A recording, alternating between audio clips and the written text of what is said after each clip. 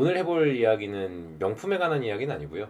이제 명품에 관한 이야기로 원가에 대한 이야기를 해볼 건데, 제가 크리스찬 디올을 되게 좋아하거든요. 크리스찬 디올을 너무너무 좋아해서, 사실 크리스찬 디올 디올 그 명품 아이템은 별로 없는데, 그 크리스찬 디올의 사고방식이나 여러 가지 그런 마인드를 되게 좋아해요.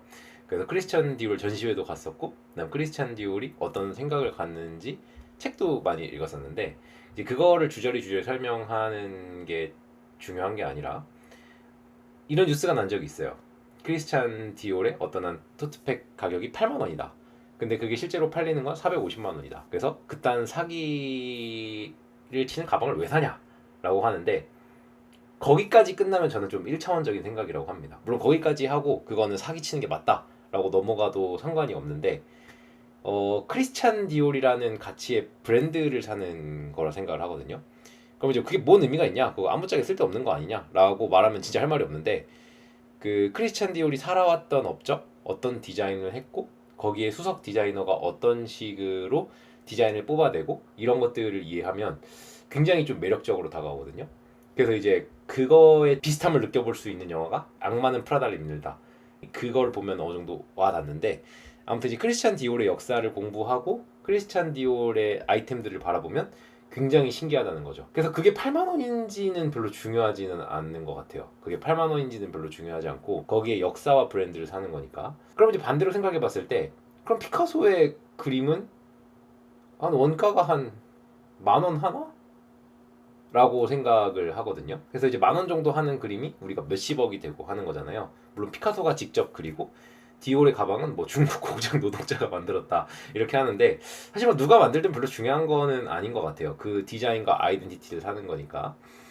이제 그럼에도 사치품이고 그게 쓸데가 없다라고 말하는 건 맞는 말이긴 하지만, 이제 그렇게 매몰되는 삶은 저는 별로 좋지 못하다고 생각을 합니다.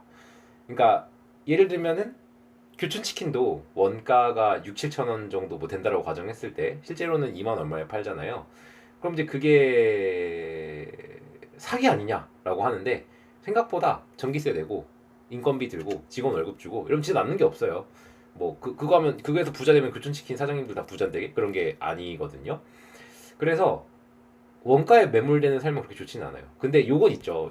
바로 옆에서 3천 원에 파는 걸 밑에서 1,000원에 팔아. 그러면 당연히 1,000원짜리 사는 게 맞기는 한데, 근데 이제 꼭 세상이 그걸로만 저는 돌아간다고 생각하지 않아서, 그 브랜드의 아이덴티티와 그 브랜드 혹은 그 물건에 어떤 값어치를 충분히 부여해주면 원가가 별로 중요하지 않다는 거라고 저는 생각을 합니다. 예를 들어 봤을 때 변호사 엄청 유명하신 분하고 상담을 하는데 1시간에 100만 원이 되는데, 그 사람과 말만을 함으로써 100만 원이다. 이거 말이 된다고 생각하시나요? 근데 말이 안 되죠? 안 되는데, 저는 우리는 그 사람의 지식을 사는 거고 그 사람의 브랜드를 사는 거고 그 사람의 가치를 사는 거라고 생각하면 또 말이 되거든요.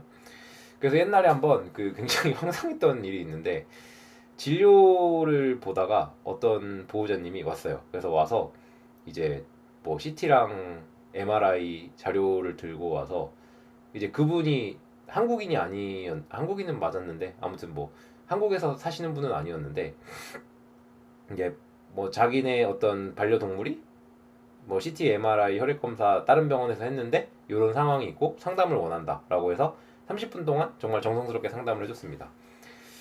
그래서 30분 동안 상담을 하고 이제 상담비가 2만 원 정도 나왔거든요. 30분에 2만 원이면 그렇게 비싸다고 생각하지는 않는 것 같아요, 저는. 그래서 이제 청구를 하고, 이제 다 뭐 이렇게 해서 이렇게 하시면 될 것 같습니다 하고 굉장히 30분의 긴 상담을 해주고, 이제 그분이 가려고 하는데 자긴 돈을 못 내겠다. 그래서 이제 간호사 선생님이 물어봤거든요. 왜 못 내겠냐? 혹시 원장님이 좀 너무 대충 하셨냐, 뭐 성의 없이 하셨냐, 이런 식으로 어떤 게 불만이셨냐라고 했는데, 왜 물어보는 거 가지고 돈을 내야 되냐 라고 하시더라고요. 그래서 이제 선생님이 저한테 와서 근데 자기는 물어만 봐서 돈을 못 내시겠다는데요? 라고 이렇게 하시는 걸 보고, 그냥 집에 가라 돈 내지 말고 집에 가지 말라고 말씀을 드리고 그냥 그분은 실제로 갔습니다.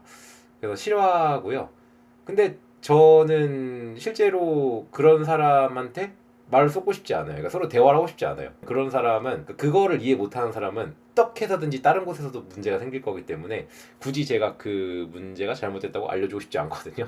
이제 그래서 원가를 너무 좋아하고 가성비를 좋아하는 삶이 생각보다 썩 그렇게 훌륭하진 않을 수 있다는 거죠. 그래서 이 말의 내용은 똑같은 거를 싸게 살 수 있는데 뭐 그거를 막 일부러 비싸게 사라 이런 얘기가 아니라 그 물건이 가진 혹은 어떤 거의 가치를 이해하고 사면은 조금 더 그게 내 스스로가 좋은 삶이 될 수 있다. 왜냐면 상대방의 무형의 가치를 인정하는 거니까. 그래서 막 이제 이런 걸 오해해서 아 옆에는 3,000원에 파는데 1,000원짜리 사는데 3,000원짜리 사라는 이 사람 호구네가 아니라 그 무형의 가치 디올백이 1,000만 원이라고 한다면 원가 사실 7만 원이고 그게 알고 보니 중국에서 만들었다 뭐 그렇게 할 수도 있겠지만은 그 브랜드의 가치를 사는 거지 그 브랜드의 가치를 이해하고 나면은 그 가격이 납득이 될 수도 있다. 물론 사치품은 맞습니다. 그리고 뭐 교촌치킨 같은 것도 똑같은 데서 교촌치킨을 11,000원에 파는데 10,000원에 했다. 이렇게 해서 뭐 차이가 난다. 그럼 싸게 사는 게 당연히 좋긴 하지만 그런 거랑 상관없이 교촌치킨의 원가가 6,000원인데 뭐 3만 원에 판다. 그래서 이거는 문제다. 사회적인 문제다가 아니라 실상 남는 걸 들여다보면은 생각보다 없는 게 있을 수 있어서 막 무조건 뭐가 비싸네, 무조건 원가가 뭐가 이랬네 이런 삶은 본인에게만 손해일 수 있다.